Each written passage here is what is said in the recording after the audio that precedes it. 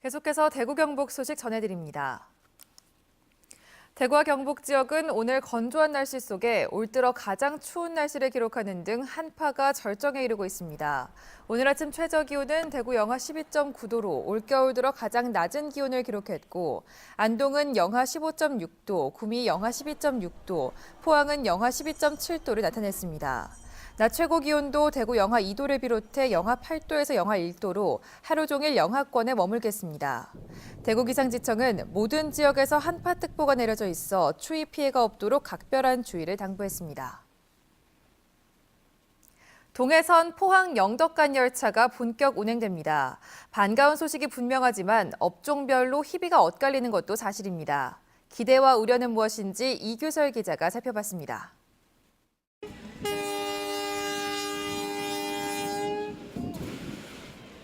개통식과 함께 무궁화호 열차가 기적을 울리며 서서히 움직입니다. 동해선 개통으로 가장 득을 보는 분야는 관광업, 그리고 최고 수혜 지역은 포항 월포가 될 것으로 예상됩니다. 월포역에서 바라본 풍경입니다.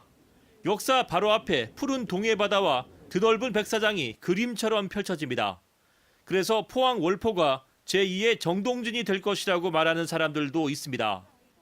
5분 만에 해안까지 도착할 수가 있기 때문에 앞으로 월포역을 중심으로 한 관광객들이 굉장히 많이 모여서 우리 동해안 발전의 계기가 될 것 같습니다. 해수욕장에 있는 영덕 장사와 대게의 고향 강구에도 새로 역이 생겼습니다. 하지만 역에서 해변까지는 꽤 거리가 있어 영덕군은 관광객들의 접근성을 높이기 위해 다양한 아이디어를 내놓고 있습니다.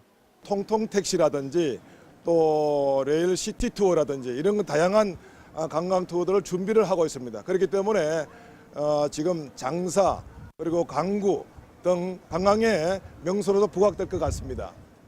하지만 공상품을 취급하는 영덕의 상점들은 타격이 불가피할 것으로 보입니다. 영덕역에서 포항역까지는 기차로 34분, KTX 환승을 위해 포항역에서 기다리는 시간까지 포함해도 1시간 18분이면 동대구역에 닿을 수 있습니다. 동대구역에는 메머드급 쇼핑센터가 있어 영덕 읍내 상권 위축이 우려됩니다. 여기 위축이 심각하면 지역 상권이 위축될까 봐 걱정입니다. 그 대안으로 영덕군 행정에서 영덕 사랑 상품권 등등 여러 가지 아이디어로 지역 상권을 활성화시켜 주시기를 부탁드리고 싶습니다. 동해선은 포항역을 출발해 포항 월포, 영덕 장사, 강구역을 거쳐 영덕역까지 하루 14차례 왕복 운행하고 포항발 영덕행 첫 열차는 오전 7시 58분, 영덕발 포항행 마지막 열차는 오후 8시 50분에 운행됩니다. MBC 뉴스 이규설입니다. 가뭄이 장기화되면서 다음 달 1일부터 청도 운문댐 취수가 중단됩니다.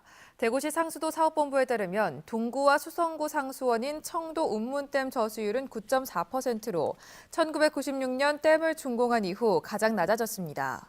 따라서 다음 달 1일부터는 운문댐 취수를 끊고 금호강물을 고산정수장에 끌어와 수돗물을 공급할 예정입니다. 4대강 보수문 개방 이후 낙동강의 변화상을 살피고 있는 대구환경운동연합과 이상동 국회의원이 어제는 상류 상주보와 낙담보를 찾아 현장을 확인했습니다. 대구환경운동연합은 합천 창녕보처럼 상주보와 낙담보도 수분 개막이 가능한지 여부를 타진할 계획입니다. 대구환경운동연합은 지난해 11월 합천 창녕보의 수문이 완전히 개방된 뒤 상류 달성보 아래 낙동강과 지천까지 영향을 미쳐 모래톱이 드러나고 수달까지 돌아온 게 목격되고 있다고 밝혔습니다. 오는 30일부터 대구의 재건축 재개발 사업에 지역업체가 참여할 경우 용적률이 최대 15%까지 확대됩니다. 대구시는 지역업체 참여율을 10에서 70%까지 7단계로 나누고 이에 따라 용적률 인센티브를 5에서 15%까지 차등 부여한다고 밝혔습니다. 지역업체 참여율 인센티브 제도는 지역 일자리 창출과 지역경제 활성화를 위해 만들어진 것으로 광주는 10%까지, 대전과 울산은 최대 5%까지 부여하고 있습니다. 충남 보령에서 세종시, 경북도청 신도시를 거쳐 울진까지 연결되는 동서 우측 고속화도로 사업이 KDI의 예비 타당성 조사를 통과하지 못한 것으로 확인됐습니다.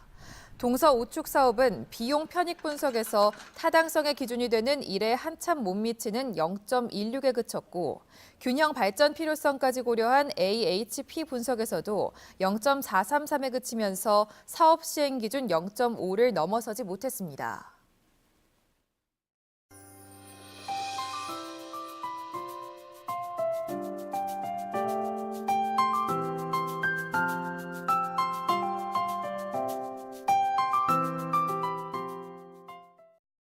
MBC 930 뉴스를 마칩니다. 시청해주신 여러분 고맙습니다.